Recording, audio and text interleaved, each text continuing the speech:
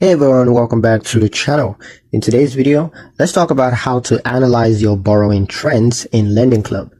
Understanding your borrowing trends in LendingClub is going to help you to spot patterns in how you manage credit over time. Start by reviewing your account dashboard, where you're going to find a history of past and current loans, as well as repayment schedules and outstanding balances. Look for recurring behaviors such as frequently borrowing to cover short-term expenses or consolidating debts or just consistently paying down loans ahead of schedule. Pay attention to your interest rates and repayment timelines. These can reveal whether your borrowing costs are decreasing or increasing with each loan. LendingClub also provides insights on credit usage and payment history, which can of course highlight areas for improvements.